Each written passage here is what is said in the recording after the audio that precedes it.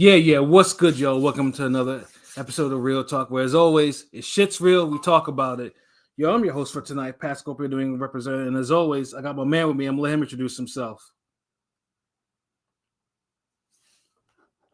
Shuttleworth. I think you went to go get water. There, he's back.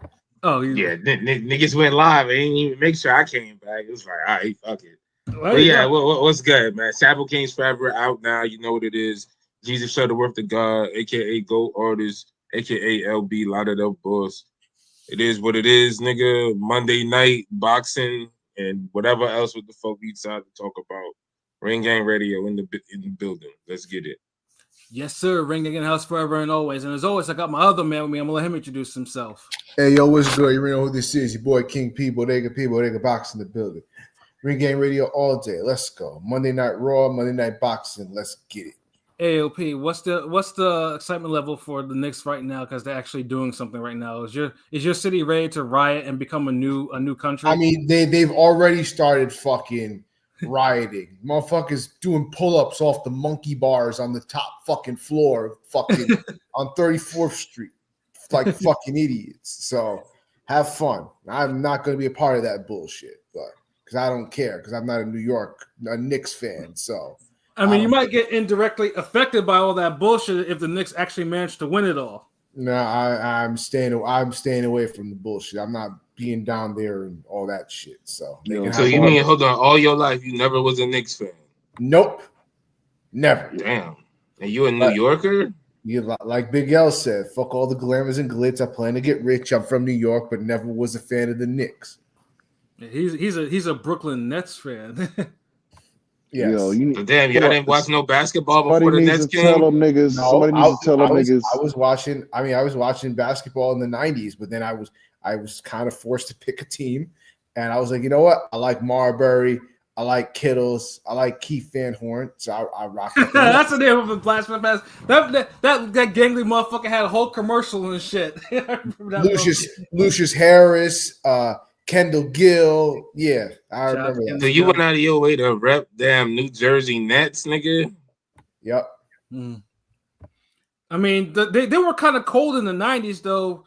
I mean, they was balling. Them niggas doing anything. Like, I'm just saying, like, it just, like, it'd be crazy. Like, niggas don't be fucking with the teams in their own state. Like, close enough. It's close enough. I mean, I get it. I mean, but that's like me saying, man, fuck the Heat, fuck the Magic.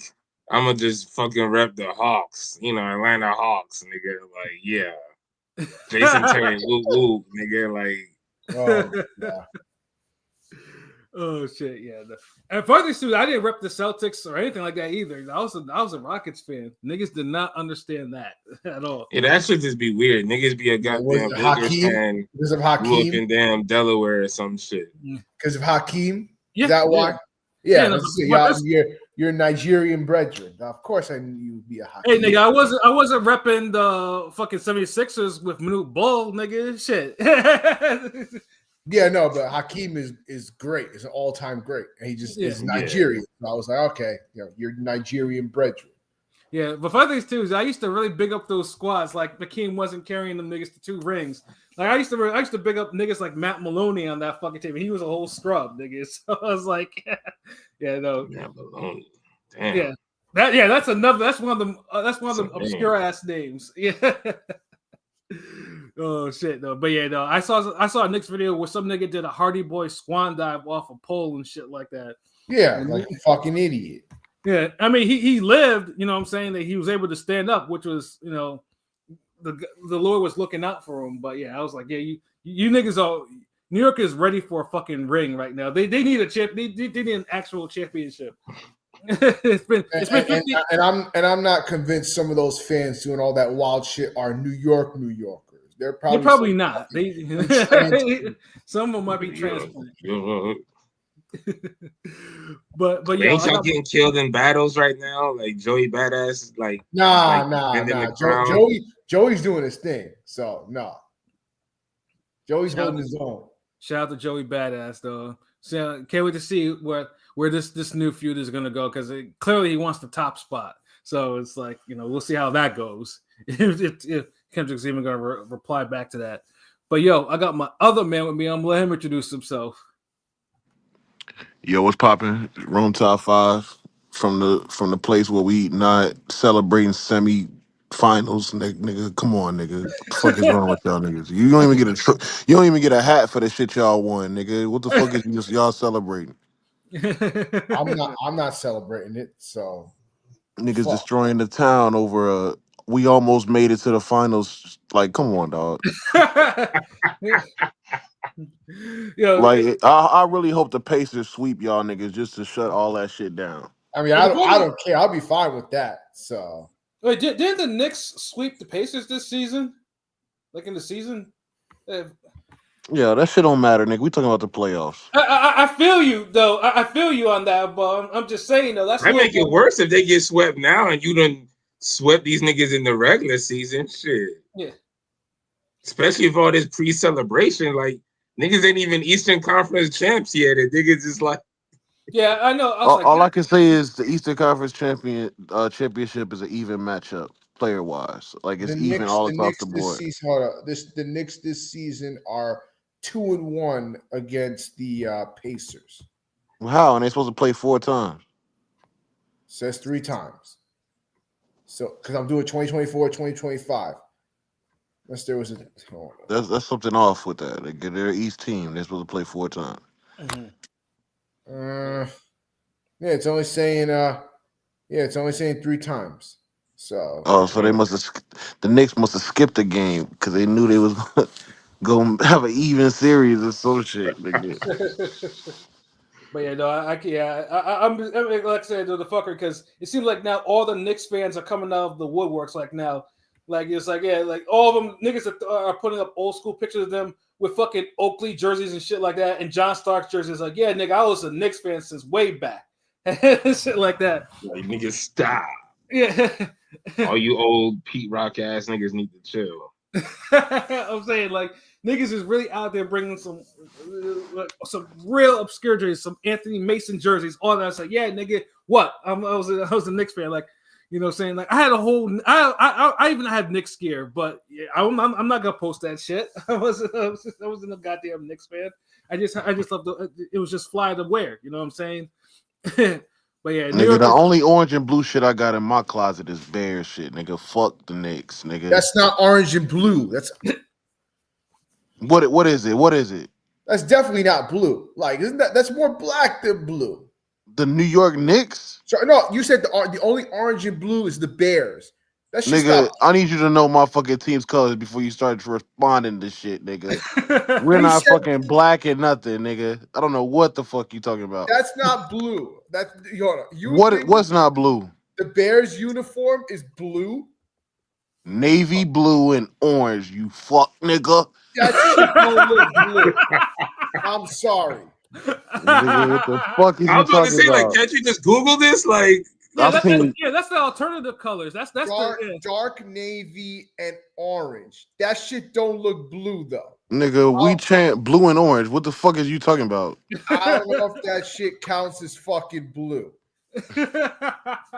I mean, I never blue is still blue though. Nigga, I need you to show me a black Bears jersey because I've never seen one, nigga. Or any with black in it at all, nigga. I've never seen a black nothing Bears jersey. This is a dark navy. That shit does not look blue. I don't count nigga, that. Any nigga saying navy is black is colorblind, nigga. That shit is not blue. This shit is not blue. But no, I mean, Rome is right though. It's white. The colors are white, navy blue, and orange. That's their. Nigga, that's their what is Old Navy sell, nigga? Jeans, blue jeans, nigga. Stop. No, that shit don't even look like navy blue. Like that's darker than navy blue. You keep saying what it looks like. I'm telling you what the fuck it is. Nigga. No, I'm telling you. To me, that's darker than navy blue. But all right. Yeah, ask Chat GPT if you don't believe me, nigga. No, but it's not like it's not the same type of blue though. Like the orange and blue, like what? Yeah, y'all blue is a little bit more softer. You're right. Like that's blue. Y'all got a sky blue. Yeah, I get. You're not talking navy blue. Like there's Carolina blue, then there's New York Knicks blue. Like get the fuck out of here. Out of here. Like blue is blue, nigga. Shit. No, blue is not blue. Oh, because it's Blue is not not Knicks blue now. blue. Blue is not blue. Hell no. They're like you got Dolphins blue, you got Magic blue, Damn, this nigga you got backtracking Denver like blue, nigga. he backtracking like Boss Man D-Lo. Pause, nigga. Oh man, Hell no. yeah, that guy. Because when I read that shit, I'm like, whew. Yeah, these rappers they move strange today. All And, that money, and but speaking of football, just fuck RG3. He banned from the bodega. Fuck him. Fuck him. He was on some bullshit. So That nigga was the first Jaden Daniels. I don't want to hear y'all niggas shit on the nigga now. And he cooned it up. He cooned it up for the white girl and using fucking coded language. I can't believe crazy. Niggas never called him a coon until he became a media star. No. Actually, the funny thing is, people Hold on, always what did he fucking say? First of all, that's not true. They were always like that. And the crazy thing is, I defended him back in the day, and now why? Why though? No, because I understood where he was coming from with the black quarterback thing. Like I understood why he said that, and I was like, you know what? I'm okay with it because of my personal opinions and shit like that. Like I just don't like I don't want black quarterbacks to just be like just put in that hole of black quarterbacks, because I've seen great black quarterbacks that are the best black quarterbacks are some of the best quarterbacks of all time. Like Warren Moon is one of the best quarterbacks, period. But yet he would just only get put in the greatest black quarterback. No, that nigga is one of the greatest quarterbacks ever. Fuck just black quarterback. Don't fucking just peg him into, well, he's the greatest of the blacks. No, fuck out of here. Well, I mean, RG3 is not really the greatest anything. Yeah, now. he's not great. He's not great black or white or half black. Like that nigga ain't even great, nigga. Yo, he ain't even the greatest mix, nigga. Like damn. Oh, he had a good rookie year, nigga. Like stop. He was a great bust, nigga. That's what he was, nigga. Yeah. But hold on, so he's not Kwame Brown then? Like he's not like that No, level? he played good until he got hurt. He had one. He's pretty much Brandon Roy. Yeah, he got hurt. Oh damn. So he's Brandon Roy. Yeah, so he ain't even Grand Hill level. Dude. No, but he was balling until he fucking broke his leg twice in the same game type shit. Like dumb as shit. Like I don't know why the nigga went out there after he broke his leg and then re-broke it. Like nigga, like come on. Like, the video on it is disgusting too. Oof. That nigga, they wanted that playoff win so bad they ruined that nigga's whole life. Yeah, that nigga was not the same. But unfortunately, with RG3 has a he has a fondness for white women, and he uses a lot of coded language about his love for white women a lot. What did this motherfucker say, dog? All I know is he ain't gonna get shade. What you mean? He not gonna get shade. He protects them. Charlo was like, what he say? Yeah, what he said. No, in regards to because he was talking about the whole women's basketball shit with Caitlin Clark and Angel Reese, and them like Caitlin Clark fouling Angel Reese, and Angel Reese getting up and kind of getting in her face, trying to get in her face, like Angel Reese was doing too much. She can't fucking ball like that. No, that's all I can say. But I'm not gonna let nobody just shove me to the ground like that and me not say something or try. But if you watch the whole play, somebody right before that. The play. Yeah. If you watch the whole play, to get the rebound, she pushed two hands, shoved the girl out of bounds, grabbed a rebound, and then she got a quick intentional foul, just so like, oh, you shoved her. Okay, I'm gonna get you a quick foul. And I'm not mad at Caitlin. That's Clark a bang basketball play. She got up. She got up like she pulled her hair or some shit. Like, but I'm not sit mad your at ass down. I'm not mad at Caitlin Clark for doing free that, throw. and I'm not mad at Angel Reese for doing that. It's just part of the game. But yet, fucking RG3 wants to make it racial. Like, I kind of coded in a way of the big black brute attacking the innocent little snowflake white victim. Shut your bitch ass up. What Angel Reese is doing, no, but real shit, he got a point, because what Angel Reese is doing is what Gary Payton was doing with Mike. Like, nigga, he don't have a beef with you, nigga. You just on the opposite team. He don't care about you, nigga. You just playing against him. Like, y'all, you trying to make this a rivalry. Like, Angel Reese, stop. Caitlin Clark The fans will, made it a Caitlin Clark rivalry. will ball you out every day of the week. Like it's a wrap. No. It don't even matter. You can be They mad. made it a thing. They made it a thing going back from the college shit where they was happy when Caitlin Clark was taunting everybody doing the "you can't see me," but then Angel Reese did it, and it's a problem. It's But okay. then, but hold on. It's a problem when we do it. But what happened when Angel Reese faked the injury and then went on a world tour talking about how she deserved more money than Caitlin Clark, even though she can't ball like her? I don't know about all that now. Yeah, nigga, that's real, nigga. I've seen it, nigga. No, I'm saying it's real. I'm not saying it's not real. I'm just saying I don't know about. I'm not gonna sit here and argue what she deserves, what she doesn't deserve. I'm just saying the energy was not kept when it came to taunting. Listen, in the game of basketball, the respect is reserved for the best basketball players, nigga. That's it. Like, and it's easy to tell when Angel Reese is out there. She on Draymond status. She just trying to bully niggas on some bullshit. Like, she not raw like that. She not raw like that. I mean, she's decent. She's decent big. You know, she's a good she's a good foil. You know what I'm saying? She played the villain role. Nigga, she's a fucking hack. She's a hack, yo. Dennis Rodman, but without the skills, but all the athleticism. Hey, but she hit a 3 though. I ain't gonna lie. She hit a 3 the first game. You know what I'm saying? Like Rodman was. Wait. Who let her shoot a 3? First of all, she was wide. No, they gave her Rondo treatment, but she hit it. You know, she hit the 3.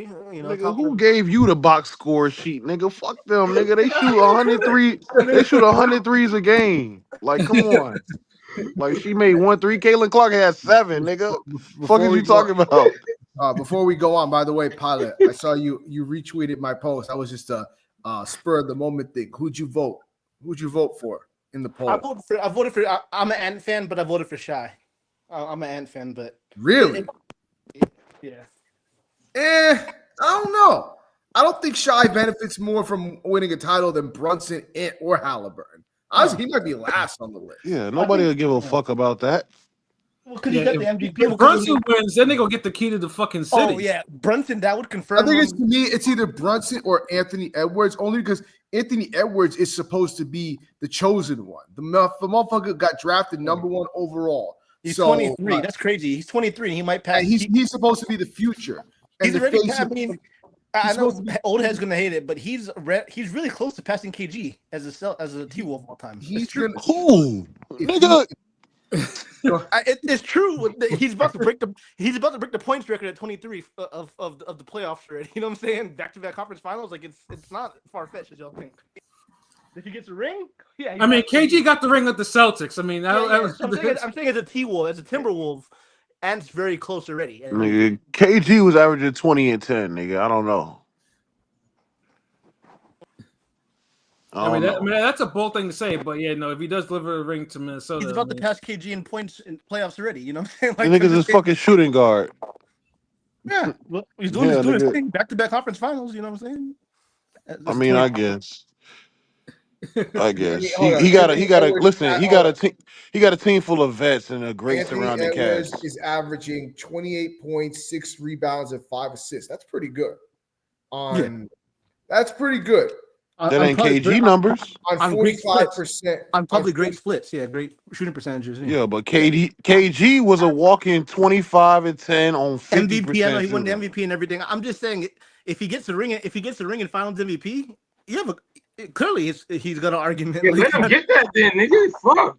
If saying it's close, it's close. It's close. Remember, KG is an all elite defender. Like niggas could not pass KG. Mm-hmm. He was sending niggas shit to the stands. Like, come on. Man, happy birthday, KG. It's his birthday. Happy birthday to the big ticket. That's why you brought this nigga up. Fuck the Celtics, nigga. Niggas trying to sneakily bring in some Kevin Garnett stat type shit. That bullshit ass Celtics team was bouncing my Bulls too. Pause. I mean, I respected KG. You know what I'm saying? Because that nigga played with the bullshit. Yeah. Yeah, you sound like RG3, nigga. Well, nigga, I wasn't no fan of RG3. Goddamn. I didn't even know this nigga. Like, he sound like some Star Wars character. Like, the fuck is that? Like, I'm just saying, like, dirt. I mean, KG is KG, but he ain't no dirt. That's all I'm saying. Like, Damn, I wonder what Robert Griffin II got to say about what he been saying, nigga. Oh, who gives a fuck about all the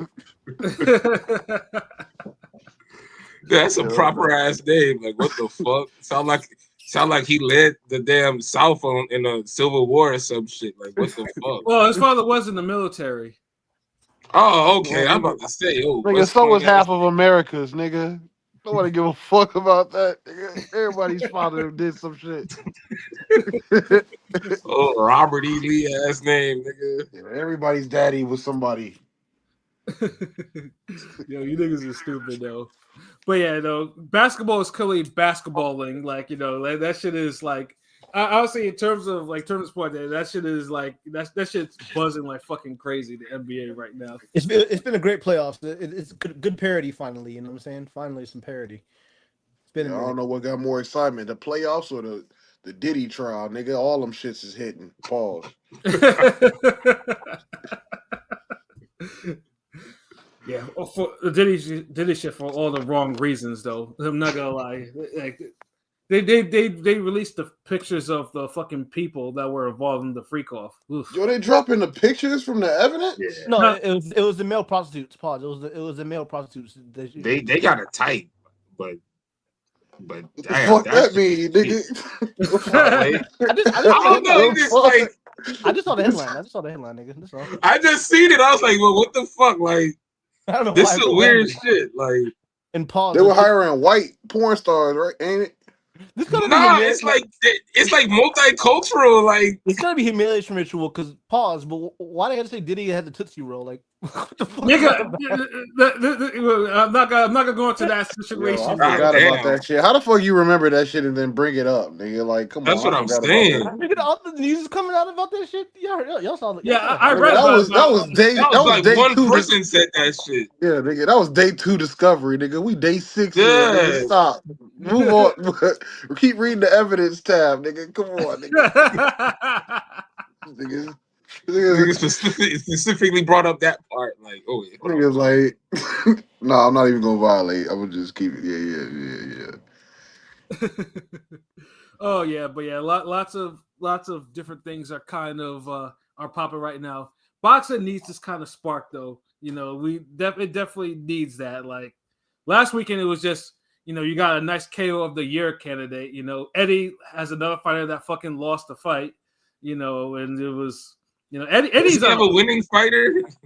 Yeah, Eddie's on a horrible winning streak. Like honestly, I might have to put money against Kambosos. Actually, no, he's still matchroom, but still, Eddie's fighters like had his prospect get knocked the fuck out, like really knocked the fuck out. You know, I'm like, God damn. And then Eddie gives him a matchroom contract. You know, go figure. He's like, you can't beat him, join him. But yeah, no, boxing needs that type of spark right now. And right now, of course, as we're seeing Turkey and Crawford and Canelo, the shit kind of played out there. You know, it's, Dana's not doing this. No, now we're doing this. You know, boxing needs to kind of get that kind of spark back into that, you know, and kind of figure out what the fuck they're doing. You know, yeah, but no one cares because they're struggling with a fight. No one cares. Mm-hmm. They just keep talking about it in that way because that's the only way they can keep the fight buzzing because it doesn't have an organic buzz. None of the fans are talking about that potential fight. It's just niggas is waiting for like a tangible day, a real poster, and you haven't gotten that yet. Yeah, niggas. I tell niggas all the time, though, wait until the poster comes up before you start booking shit. You don't know. That's why I like when PBC used to do shit like the fighter themselves would drop the official poster or whatever. Mm-hmm. Like when Pacquiao and Spence came about, or when other niggas dropped, like this whole Ring Magazine Turkey shit where niggas could just be like, yeah, we got this fight today. Then they're like, wait. Forget what we did yesterday. We got a different fight today, nigga. How about that? What a fumbling of the rollout. Like the whole Dana White gonna be a part of it. No, he's not, you know, and it's Friday to Saturday. Like, because he got UFC on Saturday, so they try to do it Friday. Like, bro, all this confusion is just bullshit. Yeah. And then now you can't have one nigga. You can't have the same nigga promote UFC and promote boxing for the same fucking weekend, same company or whatnot. This shit just ain't gonna work. And y'all saw the headline that TKO's having trouble getting fighters, to no surprise. We had no surprise. Who the fuck's going to do that? Sign up for that bullshit? Who's gonna pay for? Yeah. Yeah, exactly. You know, individuality, like no sponsors, like. Dude, y'all making boxing. They try to turn boxing into like a 9-to-5 job. Like they're trying to treat them like MMA fighters. That ain't happening. Yeah, like it's a factory. That shit ain't work. Nobody trying to fight for peanuts. We're not doing that. Take this whole $50,000 type shit niggas is on. Like, bro, get out of here.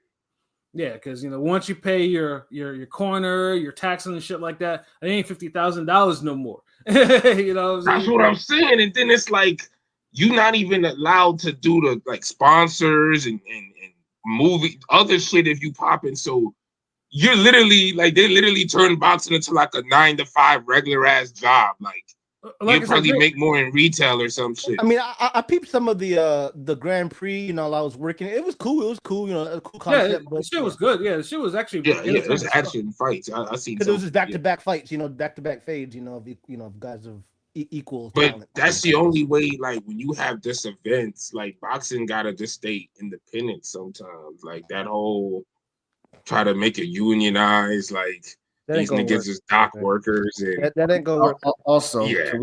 Can we talk about how fucking the so-called face of boxing can't even lock down a fucking date, like for the fucking a big fight? Like, oh well, it was supposed to be Friday. Now we want it to Saturday. Oh, I don't know if we can have it in Vegas. We might have to move this. Oh, I mean, truthfully, I thought niggas would actually like it from being moved from Friday to Saturday because niggas, Saturday's like niggas like to watch fights on Saturday. No, the problem is this should have been all saved. Like this should have been booked in advance. Now this all you looking silly, like not knowing what you're doing. That's what I'm saying. It comes off sloppy because that's their only way of promoting the fight. Is not having any type of structure to when it's released. No, I feel like that's some. So they always have something to report on. I feel like like LB said, like TKO, part of WWE now they're incorporating it, like with the whole fucking Canelo. I mean, with the whole drama now of the drama of between Dana and Turkey. They tried to make that a thing, but nobody really cared. You know what I'm saying? But they keep trying to throw these headlines. You know what I'm saying? Netflix or it's gonna be pay-per-view. Like they're doing it to try to keep people engaged. Yeah, because it's a fight. Look, when you have a fight that everybody wants to see, all you got to do is just come out with the date and the venue and the time, and everybody fucks with it. And a cool poster or some shit like that. And yeah, exactly. And a cool poster, and that's it. It cooks on its own. You can leave the kitchen and the eggs will boil, nigga. But when it's a fight that nobody really asked for. And you can put each person in a better fight off the top of your head. You gotta come out and be like, well, hey, we got Canelo Crawford signed. Then you gotta come out 3 days later. We're thinking about Vegas. Then you gotta come back out 2 days later after that. Saturday, Then you gotta come out a week later. Maybe Friday. Then you gotta come back a week later and be like, okay, really, Saturday. That's all these niggas is doing. All they're doing until after like fucking a month is gonna go by at them doing that shit. It's gonna take up half the summer, and then by the time you get to July, they're gonna be like, okay, so for real, it's gonna be at the Dallas Stadium. It's gonna be such and such that time, and it's gonna be 8:00. Come see it, promoted by such and such, and they have the fight poster and everything. And they already botched the announcement, the conference, which there should have either been in Mexico or in Omaha. Dude, why you have a conference if you don't know where the fucking fight is going to be at? Yeah. Like it should. The jump off should have actually been either their home countries, or like New York or California or wherever the fuck, That's one thing dude. All the time they could do a whole fucking 10-city press tour. If Crawford could take a punch, he's gonna win that fight. But yeah. But who cares though? No one gives a fuck. Did y'all see that presser for? Speaking of presser, did y'all see the Berlanga Shiraz Shakur press conference? He was talking cash shit.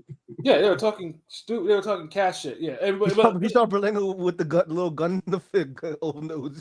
but that's for the Shakur card, which definitely, I mean, that card's actually good. Just now they got to try to kind of build on it. They put Puel Matias on there, but Puel Matias ain't really gonna be able to. You see how they got that venue and everything situated, right?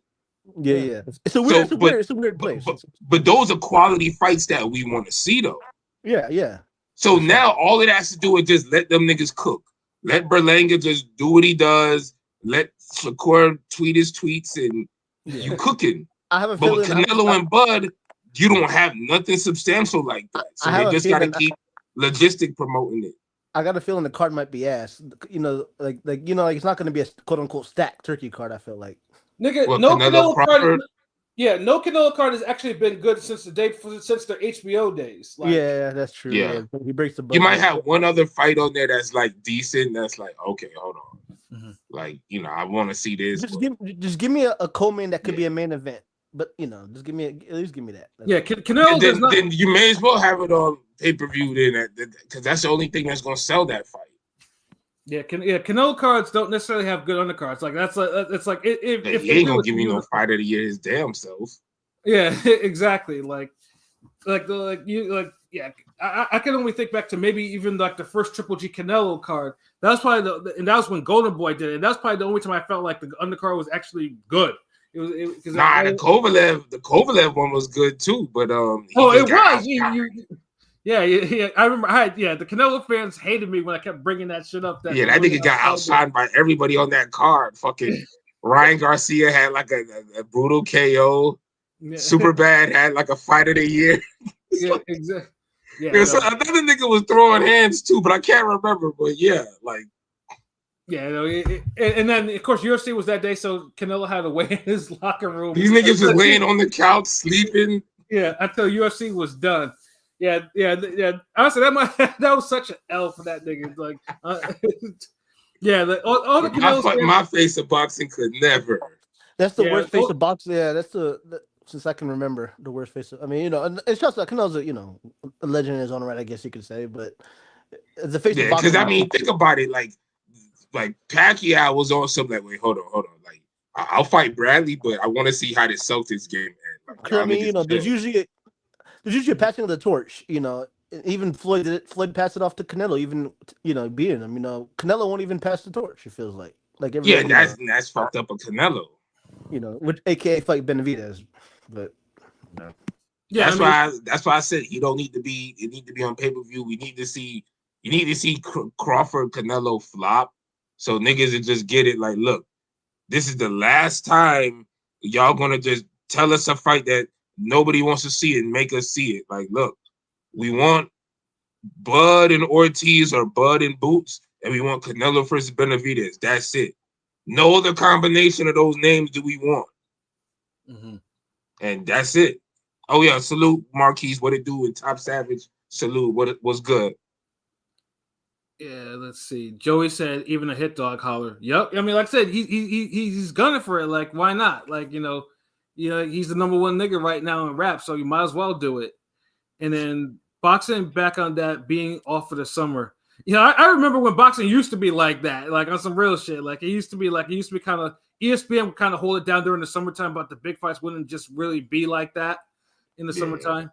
Yeah, I remember that. Which is a shame because it's like I feel like boxing could really be a summer sport if they really marketed it, with 4th of July and you know what I mean? Like you could really run the summer for boxing if you wanted to. Well, this is not 2019. No, it's not. Boxing is fucking 2020 for that matter. Shit. That's also true. At least we had like a good fight at the end of summer to look forward to. Yeah, I mean, pretty much like we'll definitely have more fights. Obviously, like next month, it shouldn't be a drought like it is now. But I know I think the next card obviously that's coming up is from PBC. Of course, that's like at the end of this month. The return of Jamal Charlo and Caleb Plant in their doubleheader. Now they should be fighting each other, because they have history. Plant has already put hands on dude, and live to tell about it, and shit like that. And niggas want to see, but I guess though you gotta let Maul get his tune-up in. It's why people trying to rush that fight, bro? Like, I mean, there's a couple of things. I think number one, I mean, because it's the twins' birthday today, so they just turned 35. So 35, yeah. Yeah, so Maul is everybody's birthday today or some shit. Yeah, I mean Maul is because he's been battling issues and he hasn't been looking all that great in his comeback fights. So he literally wasted the prime years of his career. He literally wasted on inactivity and booze or whatever. Ironically, he didn't look bad against Benavidez though. Like, he did all right. But then that's Benavidez. No, he should have stopped. But he should have stopped Benavidez. Well, no, the referee. I ain't gonna lie, he beat the shit out of dude. He did. After he warmed up, he did. Yeah. Yeah, I mean, the referee is the one that the referee. Benavidez tough as fuck to not get stopped in that fight. Yeah, no. Bayless was the reason why Plant didn't get stopped because there was one moment in that fight where that Plant was ready to go and. Oh, you're talking about the Plant fight. You're talking about the Plant fight. Up. Yeah, but with Plant though, Plant has been he stays inactive as fuck. He's only had one fight after that, and that was against Trevor McCumbee, who is a roid monkey who isn't shit though. But he went. That was a good fight though. I can't lie. That was a good fight. That was a pretty good fight. But the thing is, it's not supposed to be because that motherfucker stinks. So it's like he's not. But Profiles had him feeling himself though. Because what you talking about? Remember, even like he got dropped and Fulton got dropped, and I made the tweet off the rim game count. Like inactivity played a role. I mean, both those guys ain't fought for over a year and a half, and they both get dropped. And they're usually, I'm gonna use it loosely, they're quote unquote slickish fighters. Fulton, you know what I'm saying? But they look super rusty. I know. He's like, I ain't gonna get this nigga started. Chill. But they look super rusty. You know what I'm saying? But Plant did. Plant ended up stopping him right in style. He was, I mean, Plant went down on him and shit. Yeah, Plant went down officially once. He went down unofficially twice because that second one was also a knockdown too. McCumbie's roided ass was like, he was landing, you know what I'm saying? But, Plant made an adjustment and got him up out of there though. But the fact is like, goddamn, like McCumbie is having you struggle. That's not a good look, but he's not active like that. So so that's why it's like, but hey, that's why they're sharing a bill right now. So Caleb Plant gets the cat that stopped Jarrett Hurd, Jose Armando Resendez. I mean, and truthfully, I don't have a problem with that fight all that much because Resendez at least has some motion. You know what I'm saying? Like, it's not really a bad fight. Like he gave Elijah Garcia a hard fight before he got KO. Like, dude at least I know will come to scrap. Yeah. and you need that when you got a guy like who's a more stylish boxer, mover guy. It's a good blend of styles because Resendez is your typical Mexican aggressive. Don't care about defense. I'm just going to try to go after you. Yeah, and truthfully, he can gas Plant out if Plant is not careful. So it's like, so so that's why I don't have a problem with that fight. But Plant should be above fighting someone like that, especially after McCumbie. So yeah. But these dudes, they just got to start having more than one performance a year type shit. That's the problem. Because a part of me feels like Jamal could look good this Saturday. Hold on, when they fight this Saturday? No, it's not this Saturday. It's at the 31st. Oh god damn! Fuck. I ain't even gonna probably able to see that then. But okay, so but nah. Well, damn. Fuck, we ain't got nothing to talk about this Saturday. Like no boxing. Like. Hold on, what's on this weekend? Nigga, I already explained this in the chat, bro. Like I ain't really realized. I'm thinking real quick, I mean, you said it, but I'm thinking it was this Saturday. I'm looking at the events. There's Terry Harper. Pilot. Yeah, no, I have to. No. Oh wow. Oh man, like the fuck. But yeah, no. With with Plant though, I mean, obviously Plant's the main event over Maul because Maul actually has someone who he really shouldn't be fighting. PBC. Yeah, that's what I meant to say. Like, I can see Maul winning and then him taking off a whole nother year again. Yeah, and he shouldn't because he's fighting Corflake Lamana, who is terrible. Like, I'm not gonna. Is he worse than Benavidez? he got iced and won by a 56 bro. Like, I've watched him fucking. I mean, I know Cornflake ain't good, but I mean, damn, like that's the thing. Like, I've watched him fight in person. I can tell you, I would rather eat a bowl of Frosted Flakes than watch Cornflake fight in person. People Jamal need to knock him out. Then no fucking, he's not gonna be as tough as Benavidez on some like why? Like, why is he still standing type shit? The problem is, I don't know. I don't know. I don't know what to expect from Maul. I don't know if he's going to be aggressive with him. Like, he better be like he if should. Lauren, Theoretically, he should. In one. Yeah, Laura absolutely got like honestly. If Charlo lets LaManna like go, I think I don't know if it's 10 or 12, but if he lets him go to distance, then the Maul might need to kind of think about what he needs to be doing, like going forward in the future. Because LaManna should be knocked the fuck out in this fight. Like there's I'll say corn pop, cornball, cornflake, Charlo getting the stoppage in 6. Yeah. Honestly, I want to say he better for real. You can say he better, like, or else what? Like, what you go? I mean, he needs to look good, man. Like, what do you mean? Like, let's be realistic here. What up, the boxing source? What up, boxing source? My guy JBZ, what's good? What's good? What up? What it do? But LB, be real. Let's be realistic. Okay, you didn't stop Benavidez. You've been off for 2-3 years. We'll give you a mulligan. You can't stop Cornflake LaManna, dude. Is like blind. He's not of Maul Charlo's caliber.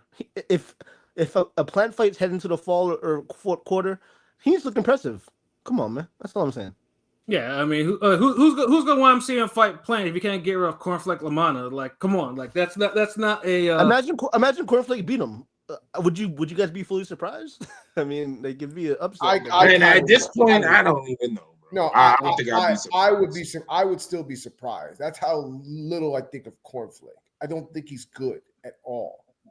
Yeah, no. I was just going through my phone the other day, and I had a clip of what's his name, putting hands on Jamal. Fucking what was that Mexican guy? Montiel. Yeah, Montiel. Yeah, so that's the one that niggas was trying to tell me that this like he was just awkward. Like, nigga, get the fuck up out of here. He's awkward he wasn't awkward for the 9 rounds. He got his ass whooped. Yeah. Like, he got unawkward. Like, in the last 3 rounds, that's when he started putting hands on Jamal, and it's like, so he turned awkward then. Like, what? Yeah, I'm like Montiel. He gave him he gave him the Mickey Mouse hand. His eye was swollen up. Like, Montiel did actually damage him. Like, and that's a dude that doesn't really get damaged like that. So it's like, and niggas was trying to make excuses from him. Like, nah, he looked terrible. He looked awful in that fight. Like, that's not. And then Montiel gets knocked out in like 2. In his next fight. So it's like, yeah, come on, like motherfuckers gotta stop. We got gotta call it down the middle with some with his performances. I remember that fight because it was in Texas, and the crowd was lit, but after they found out it was going to decision, they got quiet. It was quiet as a library in that motherfucker after like round 6. Yeah, because it was on fucking it was a free Showtime card, but I forgot who was on it. But I know it was in Houston or Texas. It was it was definitely in Houston. That just showed me, like, just because you can hit somebody with hard punches consecutively don't mean you can stop them. Like, there's a way. It's how you punch a person, where you hitting them at, how you're hitting them, and like how hard you're hitting them. Like, because Jamal was beating dude ass, but for some reason he never put the type of punches together that could just fucking take him out. And the funny thing is, that dude was the puncher with those two. But when he went to middleweight, he only stopped like 1 person or 2. And Maul could punch, but the thing is, it's like I don't think he's more like he's not like a finisher type of puncher. He's like a puncher where if he hurts you, it's like over with type shit, or he'll get you out clean on something like, oh shit. But I don't think he's a guy like a Trinidad type of seek and destroy puncher type of nigga. I think you can say that true for Jamel too. I mean, Jamel's risen to the occasion, in big spots. But I'm saying Jamel, I think, is a more seek and destroy puncher because he don't box it like he don't. Yeah, really I was gonna say it's the exact opposite. He goes. Yeah, like he's literally trying to seek and destroy. Like the Austin Trout fight lets you know the difference. One nigga treated it like a regular fight and just treated him like a big dude beating up a little dude. The other nigga treated it like goddamn a fucking SAT test, and he's crying because the answers ain't in the damn book or some shit. Like the nigga was literally fucking whining to the coach, told some damn he's moving too much. Like stop him from moving, motherfucker. Damn. Yeah, if he don't get those knockdowns, that fight's a draw. That's also true. Meanwhile, Maul is just beating Trout on some regular outwork you 115, 113 type shit. Yeah. And it's funny too, and I've wanted Maul to look spectacular, but ever since he's been to middleweight, like I said, like I said, he's kind of wasted his career. I mean, save for the Derevyachenko fight, where he clearly beat up. He did a good job there. Even though he didn't drop him, he did a really good job. But I mean, he just wasted, you literally wasted your late 20s, early 30s. That's your prime. You're literally your prime years. You spent 3 years of your prime out the ring, and got to keep your belt. Luckily, for some reason, but. Well, not anymore. No, I know he dropped it, but I'm saying it took a long ass time for him to strip him. Pause. Yeah. So this nigga was a champ for a long time without fighting. A good year and a half, 2 years, like literally 2 years. It's crazy. See, I'm just looking at the odds right now. So the overall money line for Jamal Charlo is he's a minus 1,300 favorite. Cornflake is a plus 700 underdog. Method of victory: Charlo is minus 130 to get the decision. I actually thought that would actually be. Well, no, it's more likely, I guess, but because they're looking at it like, dude, you better KO this dude. Yeah, a Charlo KO is plus 145. A draw is plus 1,900. Cornflake points decision is plus 1,600, and Cornflake KO would be plus 950. So, yeah, no, I mean, pretty much. They looking for more to KO him, man. Why you keep calling this nigga Cornflake? That's his nickname, bro. Right, that's his name. I don't like it. This shit sounds a little suspect, nigga. Calling a nigga Cornflake, nigga. I mean, he's a whole white, so I mean, you might as well. I mean, that's his nickname. So it's like, but I didn't even know that was his nickname. Real shit. Yeah, it's Thomas Cornflake Lamana. But like I said, that for some reason, PBC has been wanting that matchup for a while because it was supposed to happen on a different card too, but something happened with Charlo and it kind of fell apart then.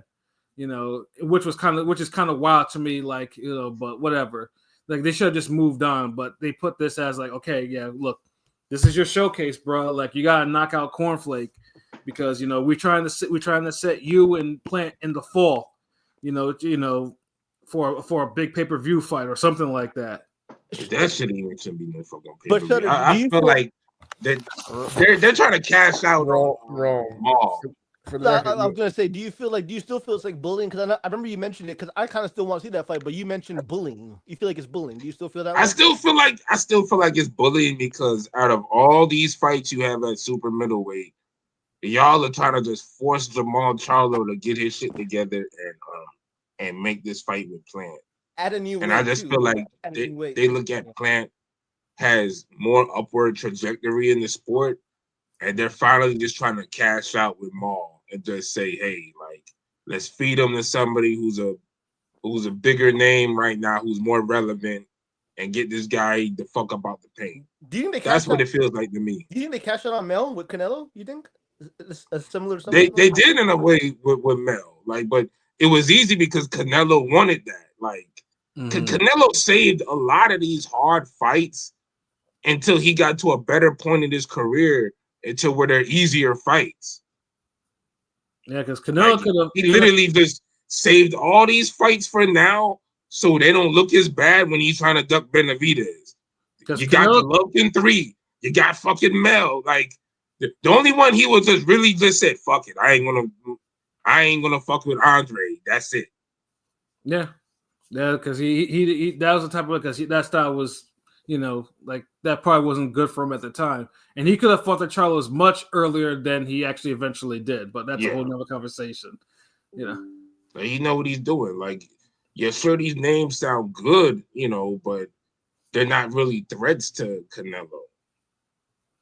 Right. Just like Canelo ain't really a threat to Crawford. Canelo's not throwing 75 punches around. Also, Rome, do you want to know why he calls himself Cornflake? Because I actually know why. Well, is his favorite breakfast, nigga? No. It's because the gyms that he go to in Jersey, he's the only white person there. Yeah, he's the only white person there amongst Puerto Ricans, Dominicans, Mexicans, blacks. So he calls himself Cornflake because the cornflake has a light center in the middle, surrounded by brown around it. Yeah, which is sus as fuck. That's insane. That's weird as hell, nigga. No, but I've seen a couple of interviews. He seems like a decent dude, but that's a weird explanation. That's a weird reason for his nickname. I think he's not a bad guy, and he's not he don't be on that yo shit. No, he don't. He's a certain way he carries himself. Where he might be a little nigga-ish, but it's natural. I feel like. Does he fight like a nigga? Nah. No, he doesn't. He don't be on that yo shit. Well, he ain't pick up enough at the gym, man. Wait, I don't want to stop him, but was it a 1 round? Did he stop like in 30 seconds or some shit? Yeah, I said it like, well, yeah, Laura stopped him. It was on the Fox too. This is the reason why PBC is not on Fox anymore, because of bullshit like that. Because they aired the fuck they aired him out in 1 round on Fox. You would think that a boxer training around, Puerto Ricans, Dominicans, blacks would enhance his skill, just like if a white basketball player was playing in Rucker Park every day his whole life and then end up growing up to be fucking white chocolate. You feel what I'm saying? You would think a nigga that surrounded himself with that type of energy would be on that type of timing, but I think that nigga had like some professor handles or some shit. Yeah, right, shouts out to fucking Joey Spencer and Guido Villanello and this guy, but they don't got that blood list. They ain't niggas, man. they don't got it. I ain't gonna let. Maybe these niggas ain't got like the education from where adaptability or something like. I don't know. Yeah, I get what he said. Like, you would think these niggas would soak up some game or something. Like, no, because I even see some Spanish niggas soak up like nigga sauce when they playing basketball. Pause. You know what I'm saying? Like they got that flair to them. It's like, damn nigga, where you play at? Type shit. See that you know shit? I see that shit in Hollywood, Miami too. Like, you definitely see that. That's what I'm saying. You would think boxing is the same way. If a nigga come into a gym and he white with blonde hair, blue eyes, and he comes into the gym and he start doing some other shit, you be like, yo, nigga, who's your trainer, nigga? You know what I'm saying? Yeah. Where you box out of? I'm thinking these niggas is on some Rocky 3 shit with dude. Like, you know what I'm saying? Stallone goes to the hood with Apollo Creed and he learns how to box with the niggas. Like, what's going on? Sometimes it's just not the case, I mean, like I said, Paulie boxed among black fighters, and his style was definitely not black friendly. Listen, Paulie, niggas hate on Paulie. I fuck with Paulie. Why? I don't know. I've always liked him ever since I was a kid. That motherfucker's a racist. He's funny things too. He's one of the nicest people in the world if you meet him. Like, also too, like he was the one fighter that I was like insulted by his handshake, because it was like. And I think P might have shook his hands too. But yeah, dude felt like you could break his hand. I'm like, this is a box. How did he knock out 7 people with his hand? Like, I shook his hand, and it was like fucking like. But listen to what you said. How did he knock out 7 people? Yeah, no, he's got like 41 fights. He got like 40-some fights. So yeah. Yeah, his hands are brittle, nigga. He's been. Paulie. Like, there's niggas with street fights who got more knockouts than dude. I rated Paulie highly when he was on Showtime commentary, but he's a part of the Steve Kim, AC Slater, hate nigga crew. So fuck him. Yeah. There's a whole he says a whole bunch of shit. Like he'll be like, yo. I mean, this is a guy that was like, yo, homie, yo, homie, yo. Yeah, having fucking braids in his hair, having to literally have to cut braids in his hair to win a fight. You know what I'm saying? During the fight.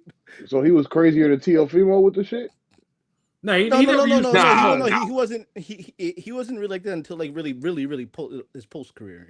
He was more outspoken, but then it's like you can kind of tell he look, leaned a certain way, and then when he retired, he came more outspoken, and then because it was look like, at okay, like he He really basically, trying to you know, make. because he he got was fired out from Showtime pre. for saying, you know, Eastern Europeans are the, you know, they're the ones, not black people, basically. But Yeah, remember, because he also was a hater too. Like he was out pre he used social to hate on media, niggas so too. niggas couldn't cancel him during that era because he was you can't cancel niggas when there's no social media. Well, Now he the got thing canceled is, all right. What are you he was talking getting canceled in the ring. People kicking his ass. Like about? But you can't really, all the hating he was doing was amounting to ass whoopings. you Like can't really and it cancel wasn't a just boxer. niggas. Like Yeah, he you can't was really hating cancel. English people too. Boxer's like one of the only professions you can't really get canceled as a as a boxer. Nigga, they canceled Adrian Broner. Nigga. Nah, No, he no, canceled him. Rigo Nah, got canceled. AB canceled himself. AB They No, canceled no, canceled Rigo himself. got canceled. Like they Rigo got canceled canceled. Rigondeaux Wilder. got canceled, but then he also kind of helped it because he be boring as fuck. No, you can get blackballed. No, there's a difference between getting blackballed and being canceled. That's I true. mean, in Okay, this yeah, case, yeah. it's one or the other. I mean, it goes hand in hand, nigga.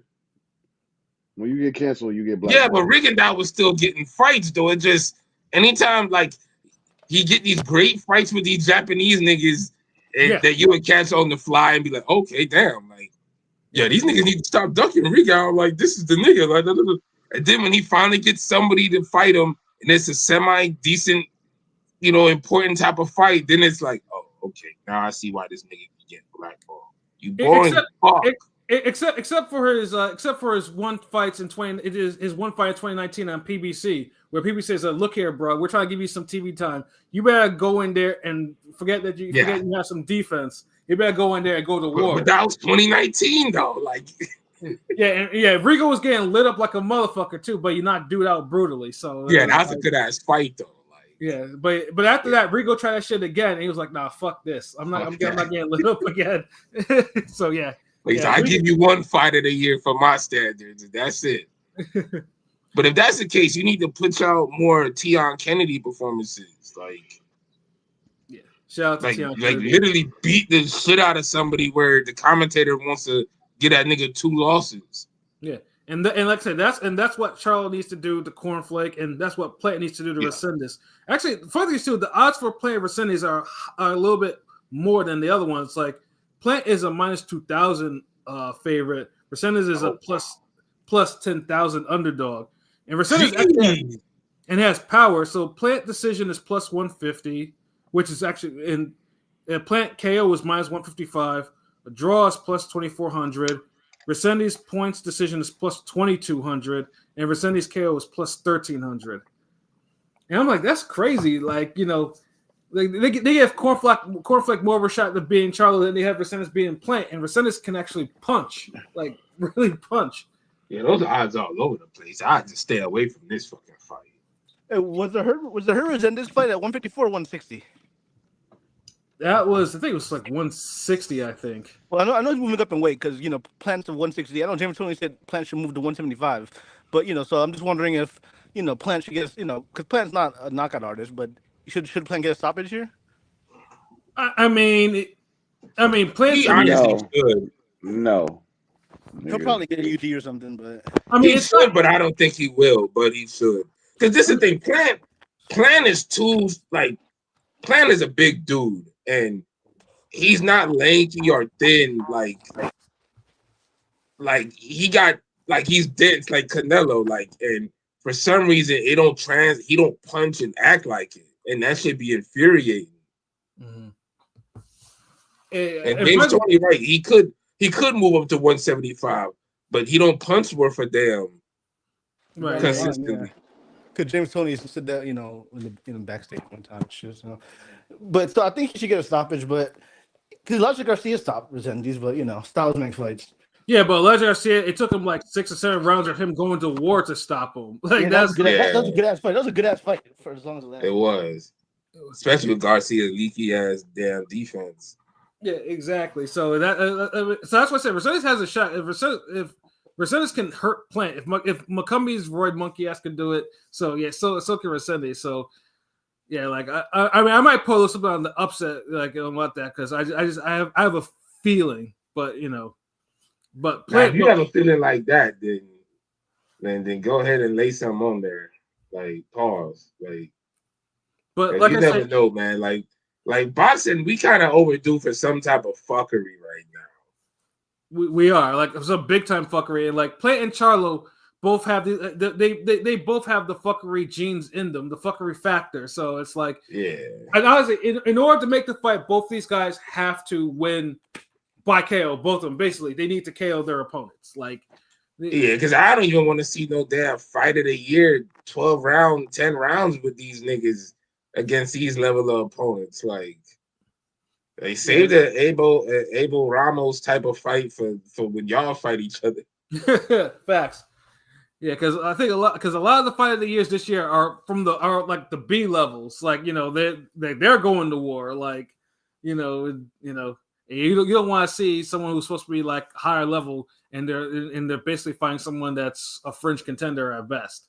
Yeah, because everybody fights for the moment now, but now when these niggas try to orchestrate all these future fights, nobody's leaving it all in the ring anymore. So they're fighting with some damn, gotta save some for next time. Like, niggas, you don't shoot the fade with this motherfucker like your life depends on it. Like, damn. Yeah, they definitely need to. That's what I say. That's what they definitely need to do that. But they also got like another really good fight on there with Tyrone Davis and Yuenli Hernandez. You know, Hernandez is 7-0 with 7 KOs. Like that's a Cuban that actually can punch. I see. Yeah, I have some fraud vibes with him. I don't know. I feel like I don't know. I have a feeling he might. He's gonna punch Tyrone Davis's head off. Like, yeah. Damn, hold on, wait. Bradman gonna be damn like busy as fuck that night.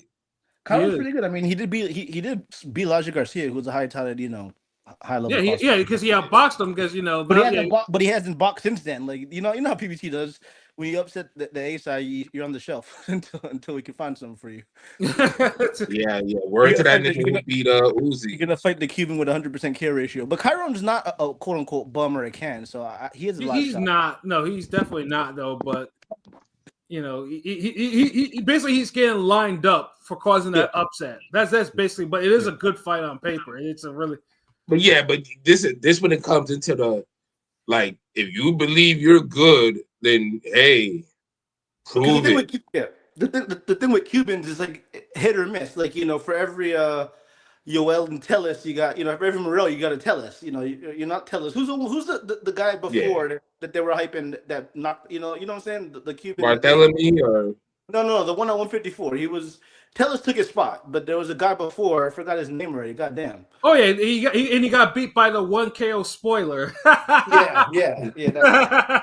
Wait, what's his name, Pat? You remember his name? I can't remember his name now.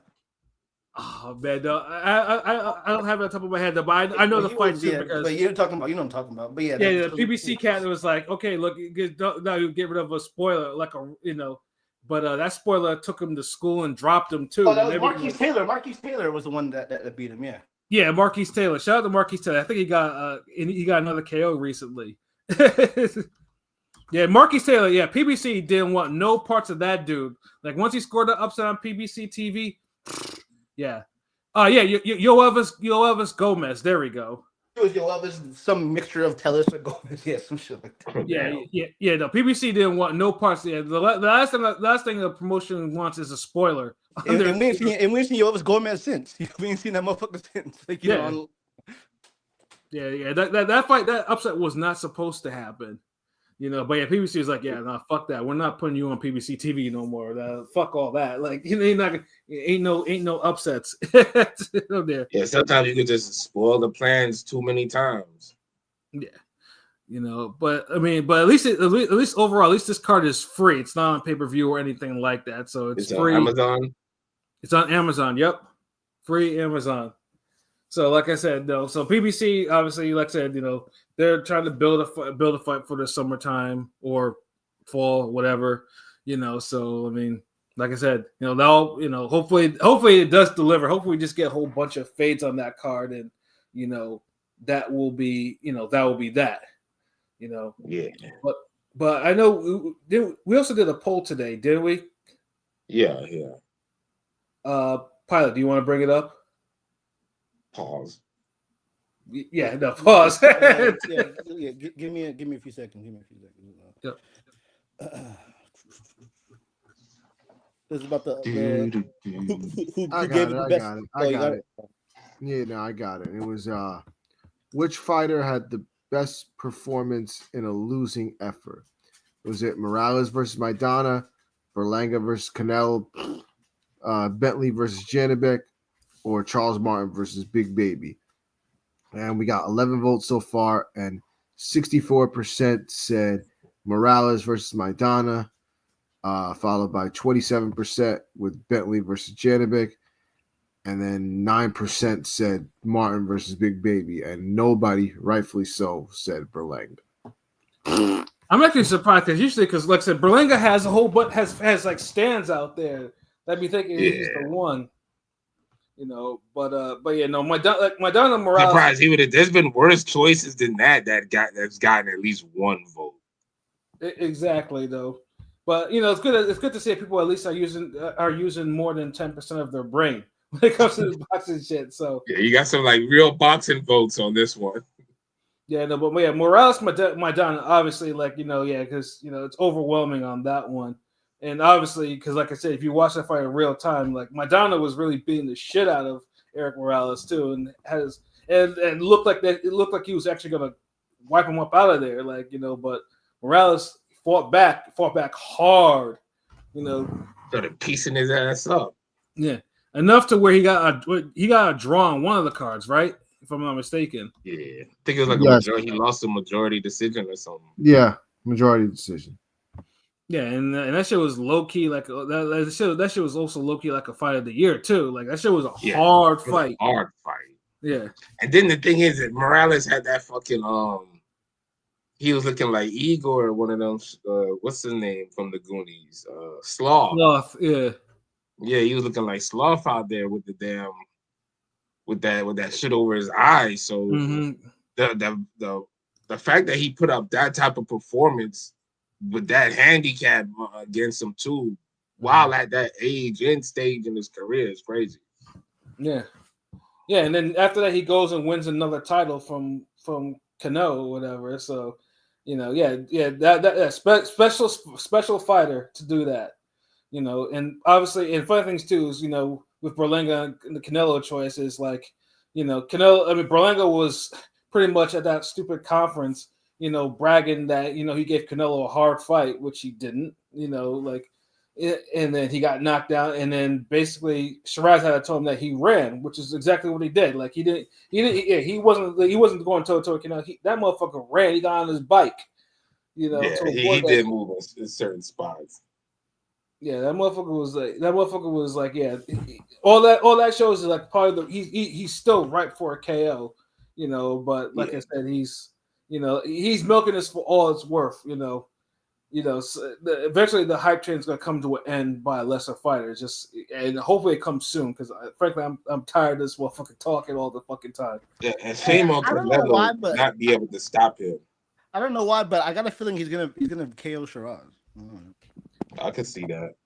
Yeah, that's the worst thing too, because Shiraz lost a lot of favor from me from his last fight. So British him will make an appearance. A guy moving up. And I feel like Shiraz could be blitzed and just kind of overwhelmed or surprised. His framing, he's big, he looks like a 175, light heavyweight naturally, but he's a little frail. His boxing skills kind of mid.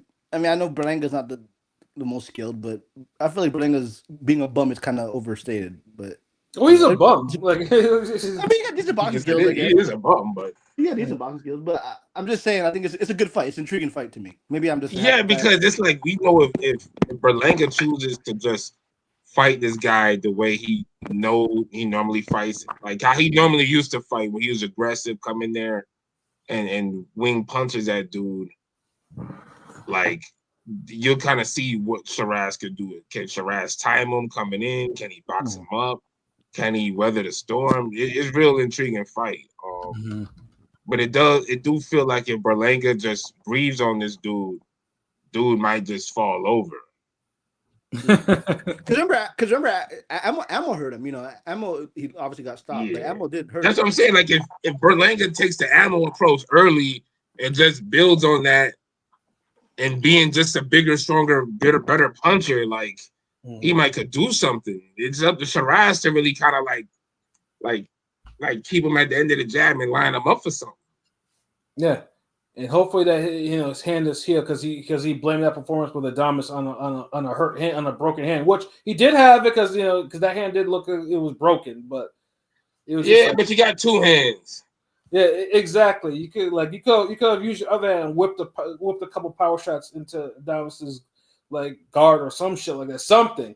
I mean, yeah, because they get this day and level, like I get it, like, but it's like we've seen too many one-handed boxing performances. Like maybe this will work on your trainer if he's like 25 years old or some bullshit. Like I didn't see Eddie Chambers goddamn box Adam ears off with fucking one arm. Right. It happened too many times. Paulie made a whole career of basically beating up people with a fucking jab.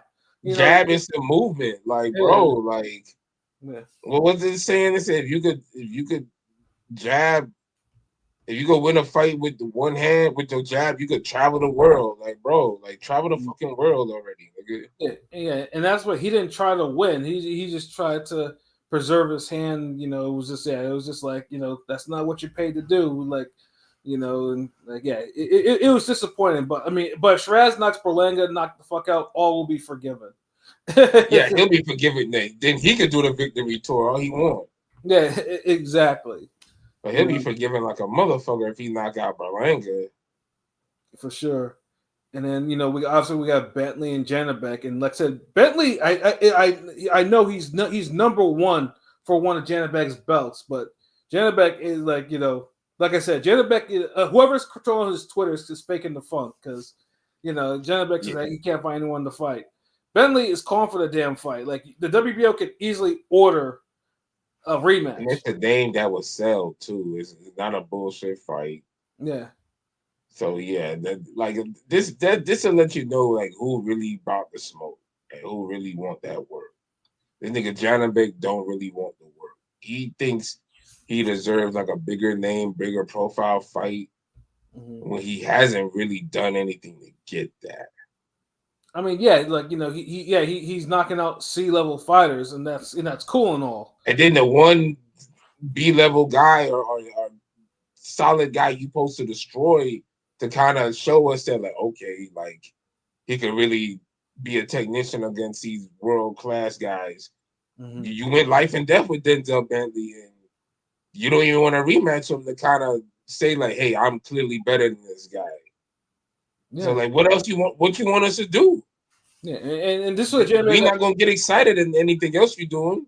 Yeah, and this was a Janabek that clearly looked mid. Like he looked labored. He got gassed. Like he was on his last legs. Just like it's just like he got run that back. No, thank you. No, I'm good. Yeah, like that's the thing kills me when boxers always complain about they don't have no fights or oh man, people never gave me that chance. Like that's why I always piss me off with Lennox Lewis because he had that complaint about the Americans never really liked him and they gave him a hard time. He couldn't sell over here and be a star and Americans whoop de whoop whoop blah blah blah. Yeah, whatever. But the moment Americans started fucking with you and we finally wanted you to do something, that's when your ass fucked around for a year until you just retired. Yeah. It's like miss me with that woe is me, America don't like me. Fuck you, nigga. Like fight the fucking rematch or move. Exactly. Or give up your belts, go to 168 like you clearly want to do because your body's already giving you the warning that you're having a hard time making that weight cut. So. Yeah, like let somebody else fight for your belts, bro. Go to 168 already. Like you done did what you had to do at middleweight, obviously. Which was waste our fucking time, but hey. Yeah, and let Bentley grab a middleweight title.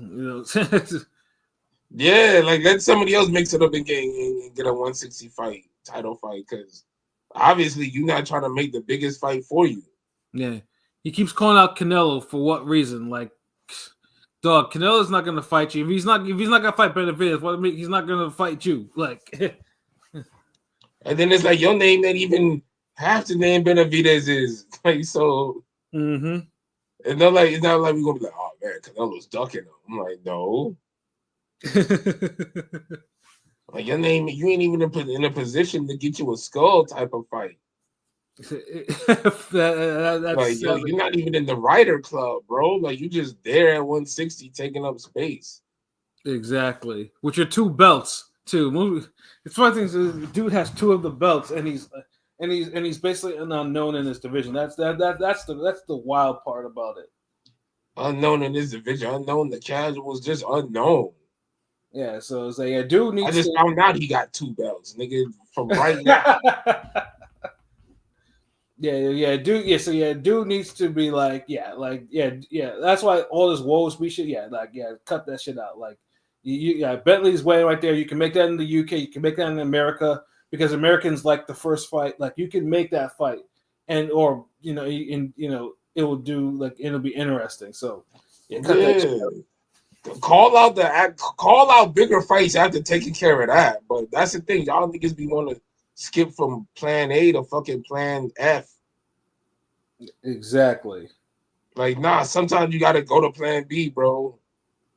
Yeah, so Janabek, he can call that noise out. And then obviously with Charles Martin and Jared Anderson, and Charles Martin, like I said, though, Charles Martin just frankly, I know Charles Martin just, it's just wild to me that dude's an actual former heavyweight champion. Like it still hasn't computed. That hasn't computed at all. That he's still this dude has an unremarkable career. Like he gave Luis Ortiz a little trouble, and he gave Big Baby some trouble. But that's like the extent of of his career, and then he took a 0 off a guy whose knee was destroyed. For whatever reason, he retired after that.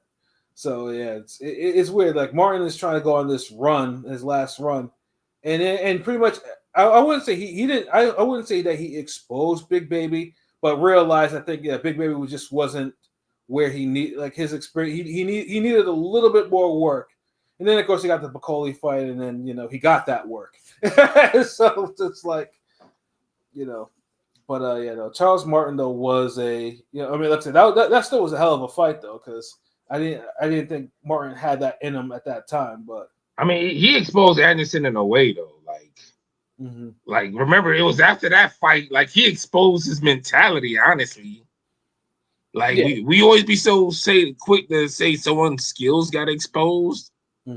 Where it did, because he was backing up straight line, so that's why he was getting pieced up with the straight left. He was making that mistake again, but on a bigger scale against a better fighter. But it was after this fight that whole mentality about, man, I'm just trying to get this money, get out of here type shit. Yeah. Remember that you didn't hear none of that until this fight happened. Yeah, and he got exposed somehow.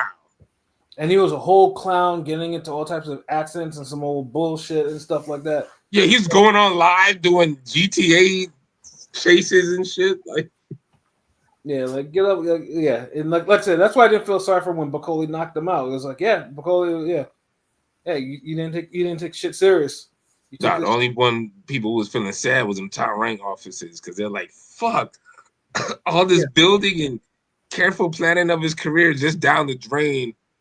And it's like it went down the drain to a guy who's not even being taking himself serious. Right.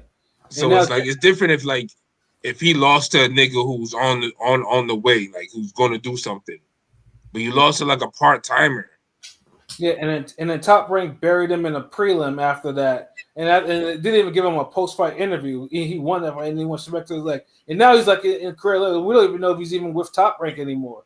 Yeah, so it's like all that shit for nothing. Like, so it's like sometimes the bag you could get the bag, you could put in the cheat code for the bag, but you got to ask yourself, is it worth it in certain circumstances? Because everybody got the bag, everybody got that shit, but I guess the only nigga who could really make a fight right now out of that whole bunch is maybe Charles Martin.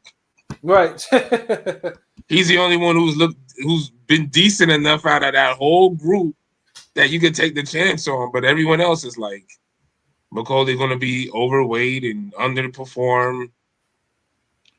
Anderson going to be in shape but underperform. Truthfully, I would probably welcome a Charles Martin Johnny Rice fight if that was a thing. Yeah. I was just thinking that. I was just when LB said Charles Martin, I was like, damn, the great adult fight would be, getting our boy Johnny Rice back against him. Good fight. Or have either one fight your boy Fabio or Wardley. Yeah, Wardley. Like that, either one against him would be a good fight too. If y'all say that we can't match some niggas up together, y'all, these promoters sometimes. So but yeah, we ain't got no more boxing talk, right? I want to hear what y'all got to say about the Final Destination before this nigga got to leave. Yeah, Final Destination Bloodlines. So, P, you ready to give your comments about Final Destination Bloodlines? Yeah, no, I'm ready. It was a really solid movie. I didn't go into this with a lot of expectations because I'm be honest, the last couple Final Destinations were not good to me, in my opinion. So I went in with minimal expectations. It's been like 15 years. So, like I said, minimal expectations. And I ended up, my expectations were surpassed. So I'll say that. So what were your likes about the movie specifically? I liked some of the callbacks to the original. And I liked how it started, because you thought through the whole, how they started with the death, the premonitions, yada yada, and then it just goes into the dream. I was like, oh, that's interesting. They did it a little differently, so I liked a little bit of the twist up they did. I like I said, the callbacks to the old stuff. There was a bit of comedic humor, and I like the fucking the killings, the deaths. Yeah, the deaths were pretty inventive. One in particular was grim as fuck. That shit had. I remember. I know exactly which one you're talking about too. That's the fun. Let me ask y'all this then: were any of the deaths on some realistic shit where you're kind of like, damn, yes. I never want to. Okay, all right. So it's true Final Destination form where it kind of scares you with certain things. What number film is this? Just wondering. Sixth. Yeah, no, but the death that me and Pierre are talking about is wild, even for crazy shit. Yeah. Well, there's two of them, but like one of them is like wild crazy. Yeah, yeah. I was just like, God damn. I ain't gonna lie. I'm thinking about I gotta see that shit this week. Like, go on. My bad. Keep cooking. Yeah, and then also too, like I think the best thing too is I like how they gave Tony Todd's character like the origin, because he was always the mysterious character in the Final Destination movies. And you didn't know who the fuck he was. Some people always thought he was death. Yeah, right? or like he was the devil or some shit like that. But no, they gave him a really solid which tied into everything. Yeah, like really solid. And then I'll say too, the best acting in it was from him, and like I said, it was like probably nowhere to maybe 7 minutes or whatever he was in the movie, but not even 7 minutes. That shit was like 5 minutes. Yeah, but dudes, that was a SWAT. Like, sounded like he had more words than goddamn Keanu Reeves in the last John but it was impactful. It was impactful. Yeah, like honestly, like I heard there was sniffling in my theater because from what he said. God damn, what the really? Wow, that's crazy. Yeah, no, it was like I said though, like honestly, if an actor was gonna leave, if that was his final movie, like that's probably like the ideal swan song you would want to have. Like, dude left on like you can like it wasn't like an actor just died and you're like, God damn, you're like you wish there was like more movies from him. Like, no, that shit like.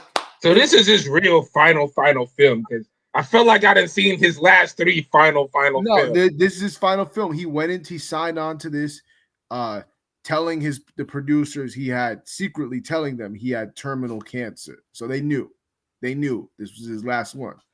And they let him, like, they put a script in for him and then let him just wing it. He's like, you know what? You just say what you want to say at the end, and it's fine. Like however you feel. You can tell that they all just rolled with it, like and it worked.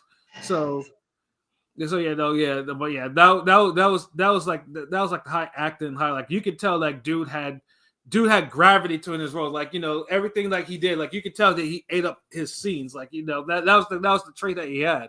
So yeah, no, that was a hell of a swan song from him. But I'm glad y'all telling everyone. Yeah. But Pete, what were your dislikes about the movie? Uh-oh. I don't think there there was you go. I honestly don't think off the top of my head there's anything that I really like that really pissed me off or anything that was just like ugh. Nothing to make you shut down the bodega early, bro. Come on. No. I was kind of the only thing that kind of more shocked me was the pacing. It went by very fast. Like it was 2 hours, didn't feel like 2 hours. That's also true. Wow. Okay. Yes. It was very well paced. So I can't really think of anything like really, really bad. So that I just disliked. So I can't shut up. Somebody reminded your ass there was something bad, nigga. Come on, you can think of something, nigga. I think for me, I'd say though the ending, although the ending was in line with everything, I thought it was kind of anticlimactic in a way. It was in a way because it was just made sense. No, that's a fair point. It made sense though, so I wasn't tripping. I was like, okay, that was interesting. Yeah, no, yeah. After I was like, oh, okay, like it was like that was another little twist. That was another little twist in there. I'm like, oh, okay, like you were expecting one thing, but it's like, oh shit. The only thing that kind of like it was like kind of made me confused a little bit was like I felt like the rules were kind of retconned a little bit, or maybe like I don't know if that's even the right word, but it was just like if it felt like certain things weren't said that were said before that didn't count now with the rules. Yeah, of like how the death works. Well, truthfully, I thought that would have been a plot hole after that one particular death, but then one of the characters kind of said something like, "Oh, okay, that makes sense." No, that part. But it was just I remember there was one thing said in the because I had watched the leading up to this. I watched I rewatched all the Final Destination. So there was one thing said in the second Final Destination that made me think, "Oh, okay." So maybe like. And I'm like, well, so that doesn't apply here? Did they forget about that, or did they just retcon that? Like, that's like probably the only thing that kind of kind of confused me a little bit. But otherwise, it wasn't bad. Yeah, no, like I said, it was a really enjoyable movie. Like I was like, okay, this is like, I mean, it was like I said, because I mean, it was getting all types of like 94 on like.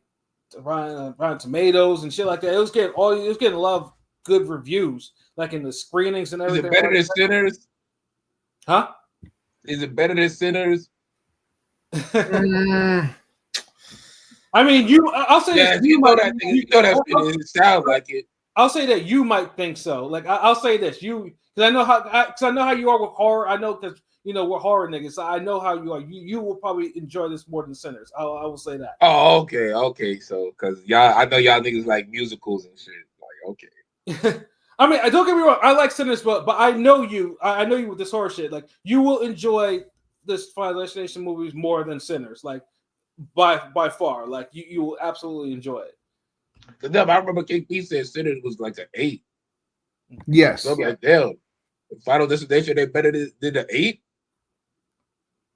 I mean, it's probably a 9 for me because it did check off a lot of things and it did it extremely well and I enjoyed it.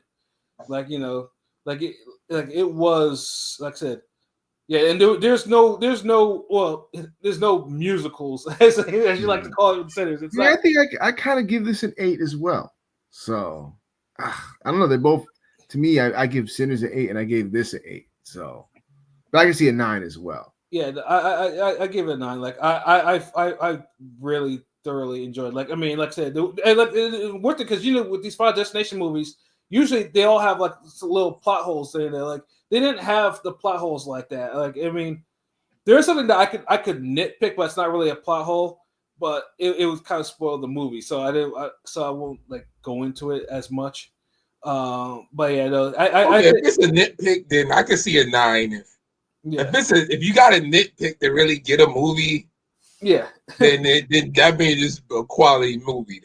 Then but yeah, like I said, I'll say, I mean, obviously you have to at least watch a couple of the Final Destination movies to kind of get some of the tie-ins. Because there are some in there though, but I ain't seen them for years. I was about to say, what can you spoil about a movie where everybody dies? I will say that, Pat. Ever since that, I watched that last night. I can't get that damn shout song out my head. The damn Isley Brothers. Yeah, it's in my head all day. Pause. Yeah. Damn. Oh that was something. But yeah, no, like me and P thoroughly recommend this. Like it was a really good entry, and like I said, it's actually making mad bread in there. So you already know they're gonna do a sequel. That was always the sequel. That was always the plan, to do 2 more. Because I was reading something because after giving my thoughts on it. Someone mentioned something about there was an open end on there, and I'm like, okay, I can see this. I can literally see how they're gonna do the next Final Destination movie, like on there. So like they low-key did set up for another one. So yeah, no, it was enjoyable. Like I said, I like like I said, like practical CGI slasher type films, like like. Having the feeling that death is around the corner. I know you like your horror movies, bro. Yeah, I do. So like I said, and I cringed at some of the deaths. So like, yeah, I damn. So I gotta see. So horror movie niggas is eating this year. Like we've been eating good this year. Like damn good. Yeah. Okay. Damn. Action niggas need to eat good too now. Like they feel like they forgetting about the action. Yeah. Good luck with that. Don't hold your breath there. Yeah, because action just been like we've been getting like a lot of 7s with the action. It's been like shit that's cool. It's like a mixtape that's like a street banger. Like it's a banger, but it ain't like no classic or nothing. Like it got like maybe 3 or 4 like real dope ass songs. Like but horror just been hitting though. Horror has been like 8 and 9s all this year so far. Yeah. Horror is definitely doing it, and honestly, there's gonna be more horror movies coming out. So it's like, yeah, the horror has been doing this damn thing, But yeah, Final Destination Bloodlines, man, go see it. You know what I'm saying? Like it's like I said, it definitely makes 2 hours go by really quick because and like I said, the pacing is it once it starts cooking, it stays cooking. So, okay, that's what's up. Fucking before we get out of here, I just want to get y'all opinions on the Raising Kanan finale. That was the finale. I thought there was like one more episode. No, that was the finale. The cliffhanger is stupid. Going in. Yeah, I mean, I like the guy that plays Breeze. That kid, the actor who's playing Breeze, and so I think he played Raekwon on. He did a good job on Raekwon. I don't know if y'all remember the movie Dope, but that was a dope movie. He was the main character in that movie Dope. But fucking Dope was so goddamn corny, nigga. Jeez. It was alright, coming of age movie. It's alright, Anyways, nigga, like who's coming of age is that soft, man? Fuck that dumbass. I mean, the best parts of Kanan is always Jukebox Marvin to me, but everybody did it. I mean, everybody did a good job. Lulu. The little situation with the rapper kind of was stupid. The way they ended that was kind of dumb, but.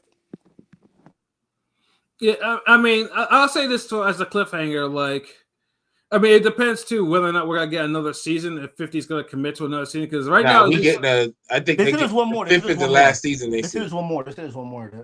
Yeah. I'm done. I'm done with the drug nigga shows after this one though. Yeah, like we talked about with The Shy. It's just one of those movies that we just have shows like we're just watching until it's ending. Like Shy. Honestly, the Shy's first episode was actually kind of fire, bro. Like I haven't watched it yet. I have to work my way up to hating it, bro. I haven't watched it. Nigga, like I ain't gonna like if the Raising Kanan finale was a 6, like the Shy premiere was like a 9, nigga. Like even after all the buffoonery shit that we would be talking about with that damn. yes, like I can't believe the episode was so good and there's no Duda, dog.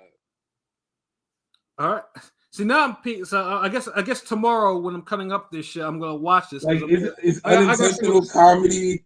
It's like some gangster shit. It's like they put it all together. Like you got old nigga shit, like young nigga shit. Yeah. Now I'm curious because I'm curious because like every time I got another one of your favorite car dates where you don't take the bitch nowhere. You just smoke in the car with her. Like yeah, because because every time I watch the show, it's always something that offends me a lot. So bro, we got a lot of offensive shit in this, dog. The fucking baby daddy drama, nigga, like all that shit, nigga. Like, that's just hilarious. Yeah, every time I watch that shit, I'll be like, it couldn't be me. Like, nah. Like every time I watch these niggas operating on that damn show. No, it makes up for fucking the Raising Kanan finale because that shit was low key weak. If it wasn't for like just them introducing Breeze, mm-hmm. and the Stefano part, then that goddamn the only finale weaker than that was that season 1 finale for Force. Facts, yeah. Because that shit was weak as a motherfucker. Like, but yeah, like probably say I'm over like once because Raising Kanan was actually no, that wasn't my favorite show out of the whole shit. It was the other one with Lil Meech and them. So BMF. So it's like I'm over it. Like that one got that shit went horrible the fastest. Yeah, I don't know what the fuck happened. It seemed like 1 minute it was just like, okay, this was coming out to me. That like, shit jumped off a cliff. That shit went from like, okay, wait, we got a serious show here. This first season kind of hit. Like, all right, fucking with this. To focusing on some old bullshit. Yeah, just jumped the window, jumped out the moon, just jumped over the shark. Everything you could say that show just did. Yeah. And I just wow. It didn't. Season 3 got crazier than what they just had season 4, right? 4. Yeah, so season 5, they got 5 seasons of that bullshit. No, you talking about BMF? Yeah. Did they have that many seasons? I thought they even had like. They got one more season about to come out soon. I think it's gonna be the 4th season. The 4th season. I thought 50 put a kaput on that shit. Like I thought it was like no. There's a trailer for it. There's a trailer. Oh, I have not watched it. Oh, there must be like some super cops in Mexico type shit. You know? Yeah, like these niggas. Yo, Pat. These niggas look like they on some Tango and Cash shit out in Mexico. No, they definitely bit some of the Breaking Bad in the desert and shit. Like, you know what I'm saying? Like, this shit is. I mentally just rolled my eyes at what you niggas just told me with this. Nah, BMF had potential. BMF had potential, but I feel like it's potential to like be trash. Nigga. I mean, like the concept of, of the big meat, the whole Detroit scene was untapped. It's supposed to be on some 80s. It's supposed to be on some 80s dope boy shit. Like it's supposed to be a period piece. Like, what the fuck are they doing? Like, come on. Meanwhile, they got like a Sega Genesis in 1990 or some shit. Yeah, cool. They got Death Row Tupac in 92. Like, yeah. They messed up simple shit. They messed up a lot of simple shit. Like, that's why. And season 1 was so good. It was so low key. It had this Gotham dark vibe to it. And it just kind of it wasn't so unbelievable. It had regular drug nigga shit just happening. Yeah. But it seems like once that nigga got his water cut off, then after the show started unraveling. So it's like. They literally did the whole season 2. It's kind of like when I guess Lamar's coming back, but when they killed off Lamar, kind of like how in Luke Cage when they killed off Cottonmouth. This kind of it was too fucking early. It ruined the show. Like, you have a really good villain that's a good actor, killing the role, and you just kill him off. But at least you still got a good Luke Cage season with that, though. Like, that's true.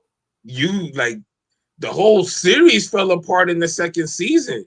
Mm-hmm. The second season, it got laughable. It just went into damn Lamar turning into Thanos of the neighborhood and beating up everybody and just getting disgusted, beating a nigga to shit bag fell out of him, and yeah, that was fucking gross. Yeah, and then they started going to Atlanta toward the end, or some shit.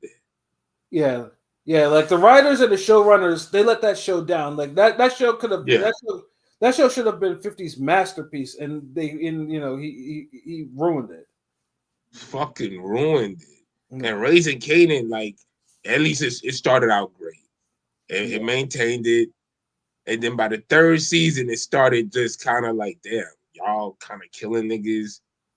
Y'all killed Ronnie for no reason. Even the Tyreek show, like the third season was really good. I felt like, and then after 3 seasons, like usually a show jumped the shark for 5 seasons. For 50 Cent shows, 2 or 3. Then it's coming. Nah, at this break, you might just say 1, nigga.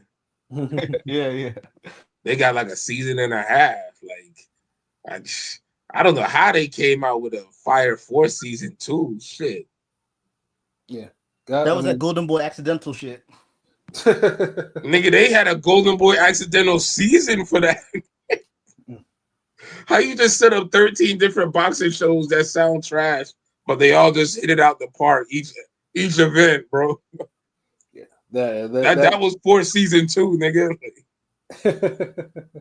That's like you putting in some like drama students into the studio and some fire beats, and then you just be like, yeah, they just gonna fuck around. They ain't gonna make nothing serious. So you come back and you're like, hold on, wait, these niggas got something. Like, yo, who this? Like, that's you? Like, like you didn't expect that shit.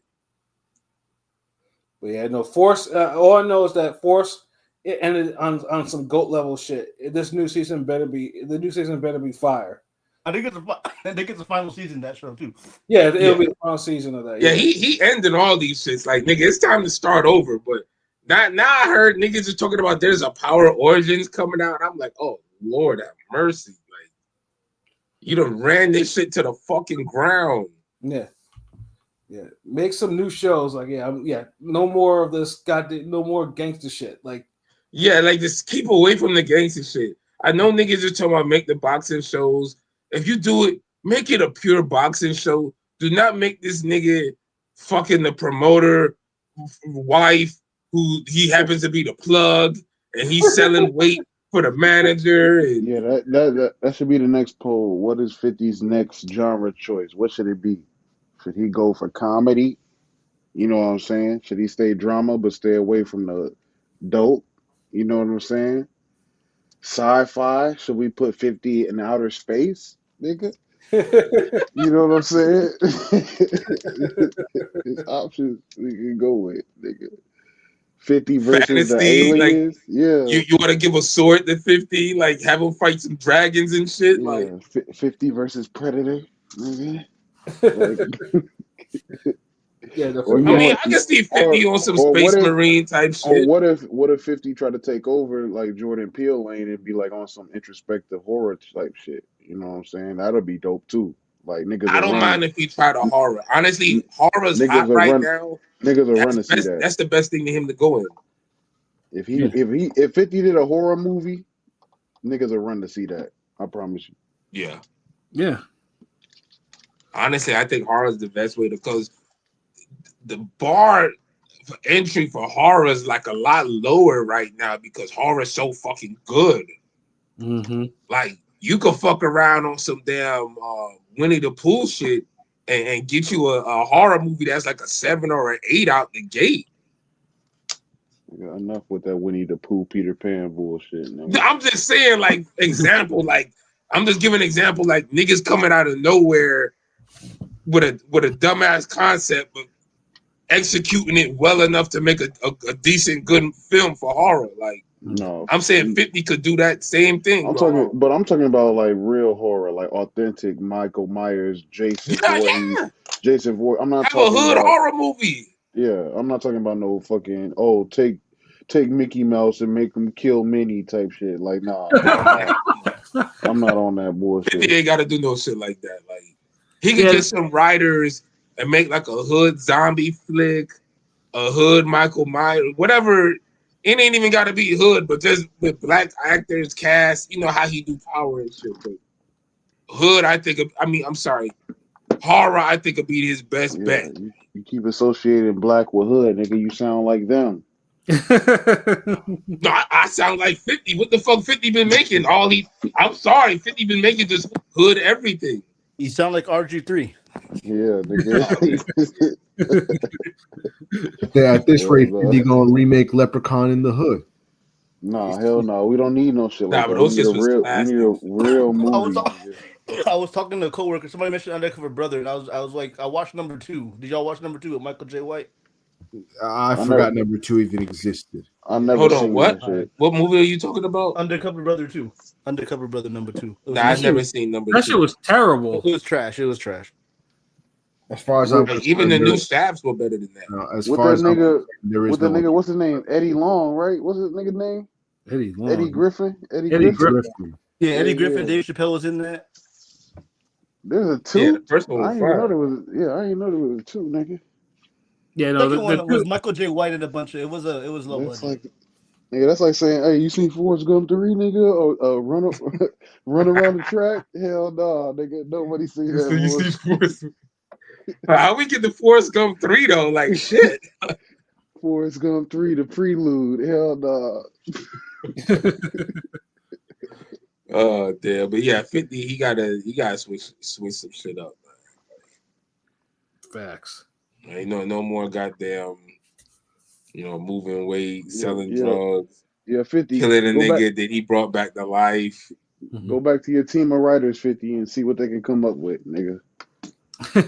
Yeah, like him and Tyler Perry need to switch up their writers because these niggas just writing the same shit over and fucking over.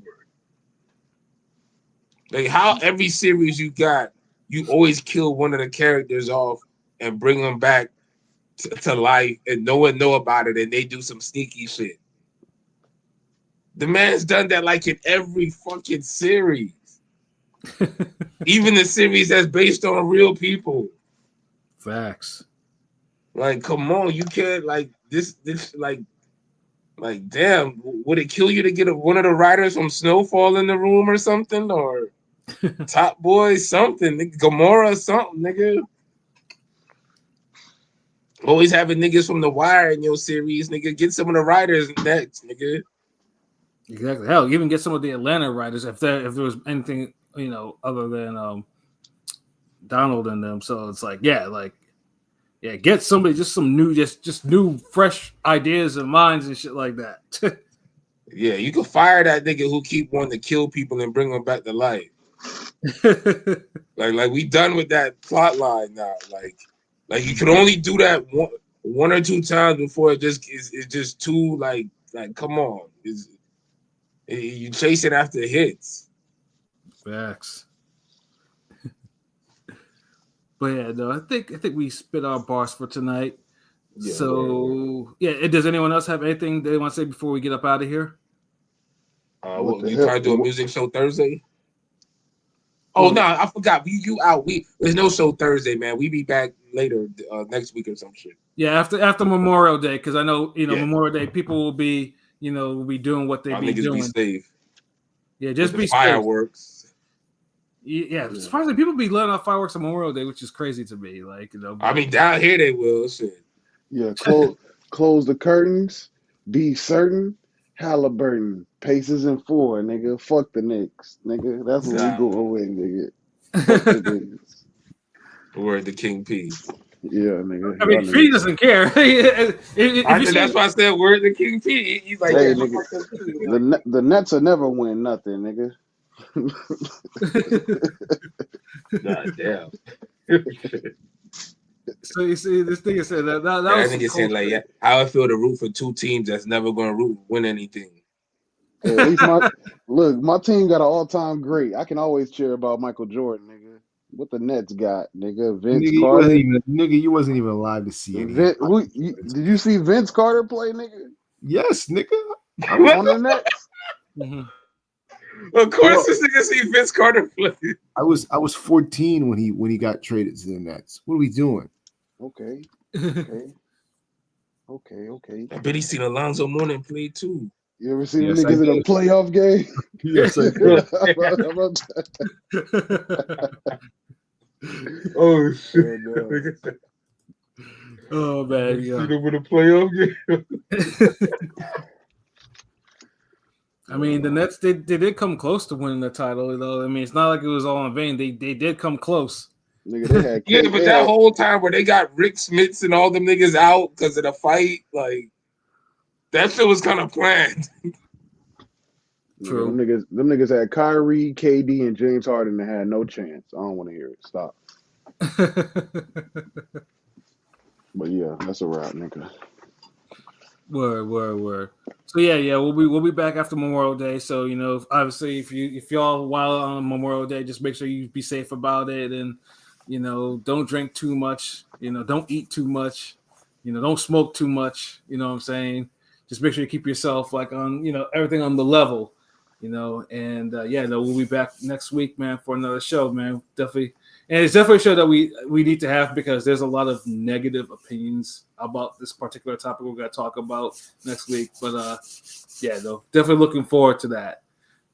So for myself, Pat Scorpio, New England representative, for LB Shuttleworth, the God of the GOAT artist, for King P, Bodega P, for Constance Pine, for Rome Top 5. This has been another wonderful episode of Real Talk, where as always, if shit's real, we talk about it. So until next time, peace. And goddamn, whoever's this Bill Haney cat, like seriously, like what the fuck you be talking about, man? Like, it was goddamn, like Rick Game Panthers, like what the fuck? Like, Pat Scorpio, it was Shuttleworth. He the nigga that didn't flush the toilet, nigga. What? That's thoughts of a rambling psychopath. Jesus, like damn, this is the longest end for real for the stream. Like, tell everyone, like shit. But yeah, no, we out of here, yo. I just had to say that real quick. Peace. Peace.